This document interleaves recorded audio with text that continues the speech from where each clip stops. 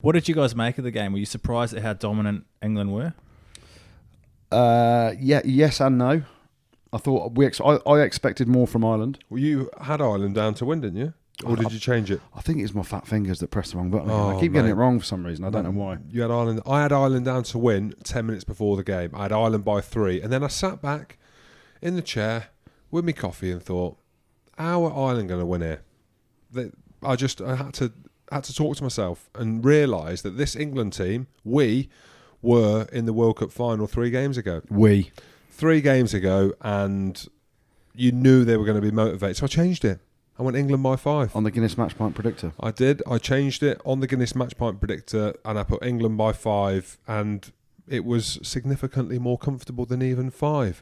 It was. And I tried to actually change it in the stadium, and I couldn't get on the Wi-Fi to flick it over. But you could my see. fat fingers. But yeah, listen, England came out and they were rampant, weren't they? Dominant, physical. There's 2 ways of looking at it. They were. Eddie Jones talked about that physical brutality before the French game, and we didn't produce it.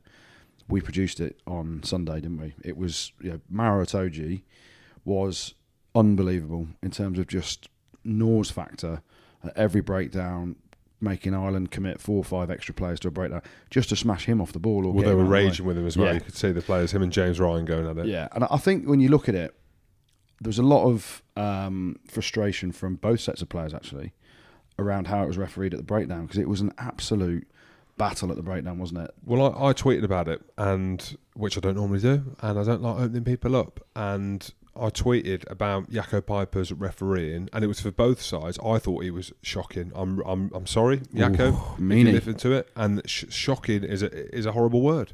It can be used, but for that very reason, there's loads of stuff going around on social media about the way that the Irish players were entering the breakdowns to clean. Yeah, 100% correct. I spoke about Johnny May slapping the ball out of John Cooney's hand. He's about 4 miles offside there as well, isn't he, John? I don't know. I freeze-framed it, of course, because I love my ruggers. You can't slap the ball out of 9 hands. You can't. You're not allowed to do it. So it's not in the laws. You're not allowed to do it. So he gets away with that. Then he gets taken out. The poor chicken gets absolutely blitzed. There's a penalty there. The turnover in the corner as well, where Jonathan Joseph does an unbelievable job. He's lifting legs. You're not allowed to lift legs. The ball, people are swimming up the side, they're changing their binds. Genji, absolutely love him, got pinged for a penalty going in at the angle on the scrum. Then the scrum where they absolutely decimate the Ireland scrum, he's going at the angle and gets it. I just thought and this is the thing, going back to the breakdown, which everyone's talking about, and I know Ben Ryan's making loads of noise around trying to sort the breakdown out.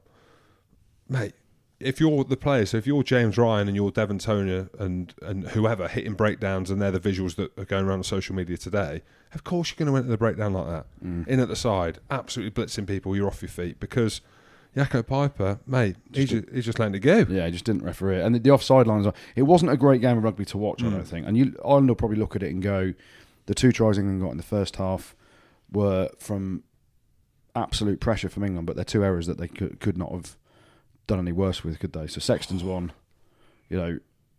it's the bounce of the rugby ball, isn't it? But you, between him and I think it was Lama. Yeah, Lama. Well, Lama was only one back, wasn't there? I don't know. Sorry. Yeah. So between, I think it was Sexton, and then the second one, Stockhorse, has got kind of nudged out of the way a little bit, and they're 2 tries that you don't expect in one game. They did that before. Sorry, go on. That's 2 tries. You don't expect one of them in a game, let alone 2.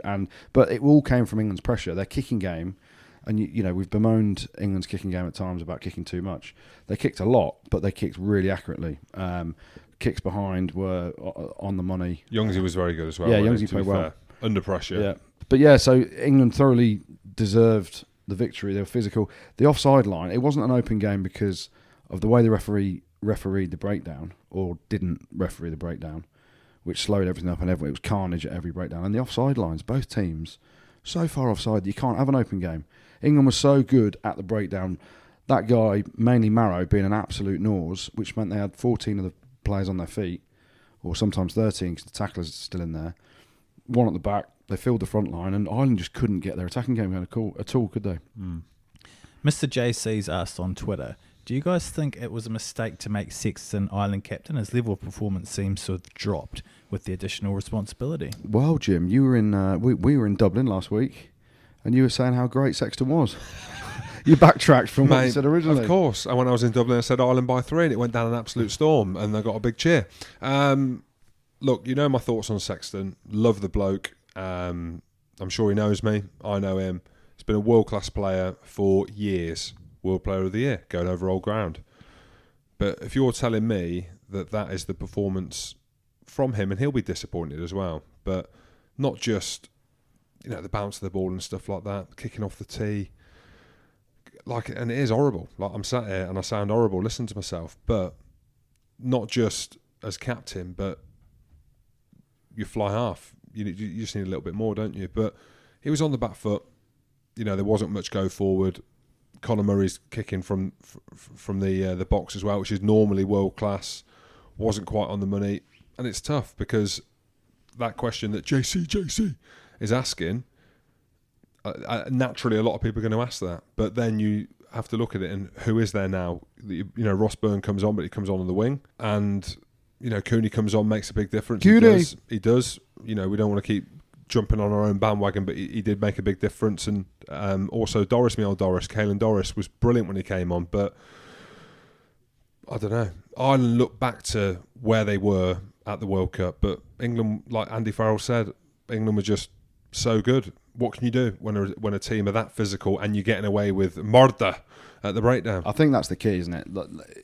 Not necessarily that Ireland were bad. England were that good and that dominant, strangled them and everything they did. And then when you've got, I looked at CJ Stanley when he had his top ripped off, and I just went, thank God that never happened to me. I thought his lats would be bigger. Well, mate, he wasn't rushing to put his shirt back on, so he's pretty proud of his body. Yeah, it's all chest. That's the thing. If you got a big chest, you can get away with anything else, mate. His lat looked like a spaghetti strip. Oh, Jim, that's your arms, mate. Oh, very true, very true. Mate, he was breastfeeding Marrow though, weren't he? He was like, mate, you're having some of this. But what about Marrow pinning two of them down on the floor? Or he's on his back. He should have been holding them both pinged. down. He should have been pinged there. And that's the thing. Yako didn't referee any of that stuff.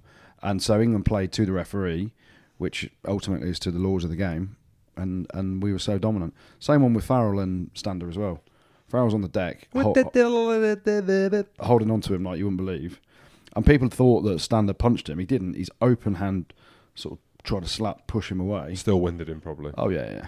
But yeah, that's England won the niggle factor, didn't they? And I think they've known the last two games, the Six Nations game last year and the game in August, physically dominate Ireland, and they've got no plan B. How niggly's Genji as well. You can just see him just giving them absolute chops, and he's got lines in his hair. He's barrelling people, the baby rhino.